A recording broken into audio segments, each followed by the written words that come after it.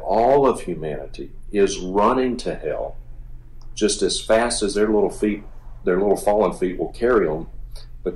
Ask yourself the question, Justin. Why are they running to hell as fast as their little fallen feet will carry them, if not determined by the sovereign decree of God prior to their birth and without any control over those who are running towards hell? Isn't that what T means? Total inability, total depravity. They are born because of the fall of Adam with a hatred towards God and his ways that they cannot control. They absolutely have no control over their nature and their desires. They are repulsed by the gospel and the things of God unless God changes their nature to make them want to come. So that you've got to acknowledge that the reason they're running towards hell and that they hate God is because God sovereignly and unchangeably decreed for them to be born in that condition that they have absolutely no control over. Acknowledge that first before you move on. Because if you don't acknowledge that first, you're not acknowledging the point of contention we have with your systematic. Because that's what they want. They love their sin. They love the darkness. They hate the light. While they're running, they're firing arrows at the true God. Yes. Yes. So everybody is running to hell because that's what they want. They love their sin. They hate. And the reason they want it is what? The reason they want it is a sovereign decree of God they were born with that they have no control over. Nathan puts it real simply here. He says it's so simple. The person who is determined to reject God is less blameworthy than the one who is not determined and determines within himself to reject God. In other words, we're defending the blameworthiness of the sinner. The person running towards hell, the person who's rejecting God, is not doing so because of a nature they were born with that they have no control over. They have freely chosen to do that. They could have accepted God and his provision.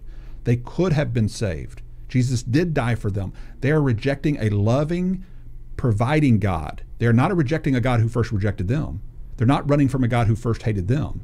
They're not running from a God who reprobated them and is using them for means to demonstrate his wrath over them. They're running from a providing, loving God. Therefore, they are all the more blameworthy than the reprobate on the Calvinistic worldview. We are defending the blameworthiness of the sinner.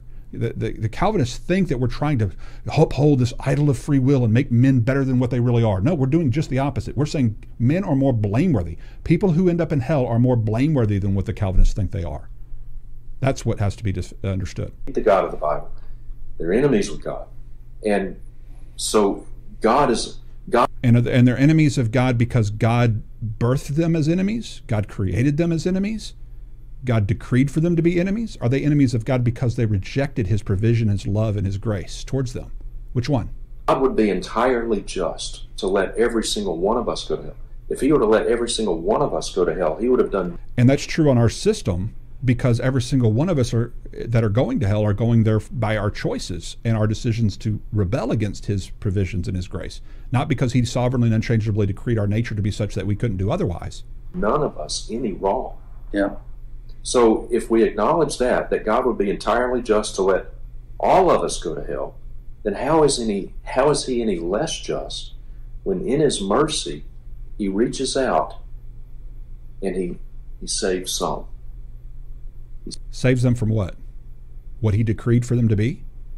So is God rescuing them from the fire that he started? Is he plucking them out of the nature that he decreed them to have from birth? Or is he saving people despite the fact that he doesn't have to save anybody? Despite the fact that he could. He deserves to put all the focus on himself and to only glorify himself.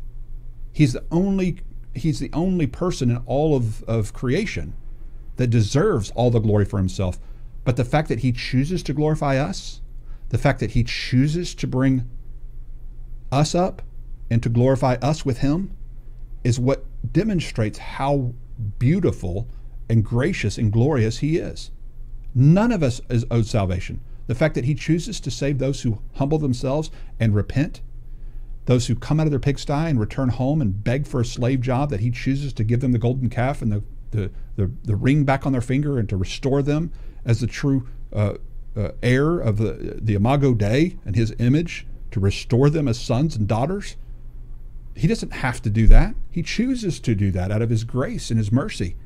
Doesn't have to. Doesn't obligated to do that for anyone. He chooses to do that for those who trust in him. Save some. He's obligated to save none of us. Absolutely. But he chooses to save some. Does that make him any less just? Absolutely not.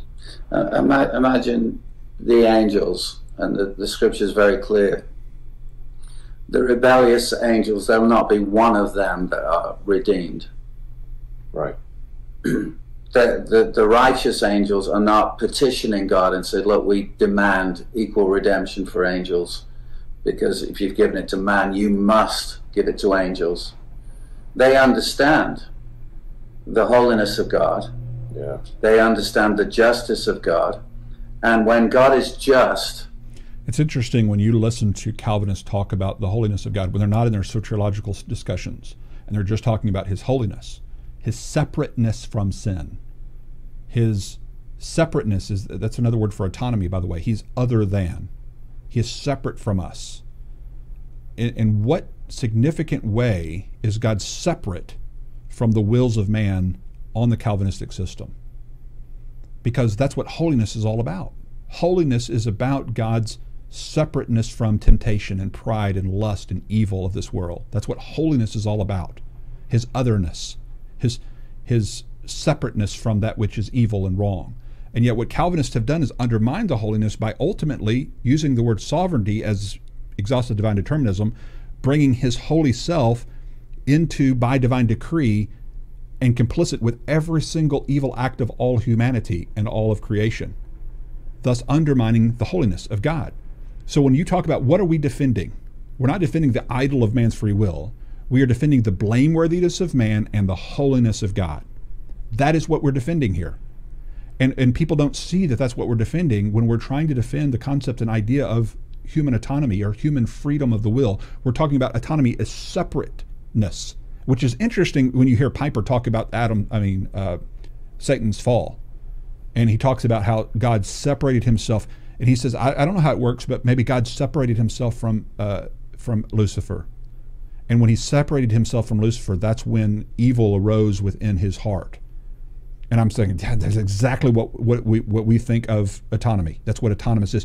To separate yourself from Lucifer means now Lucifer is acting autonomously, separately, of his own will, not of God's. And that's why we have to have a sense of autonomy. We have to have a sense of freedom of the will in order for God to truly be sovereign in the truest sense of the word, in my estimation.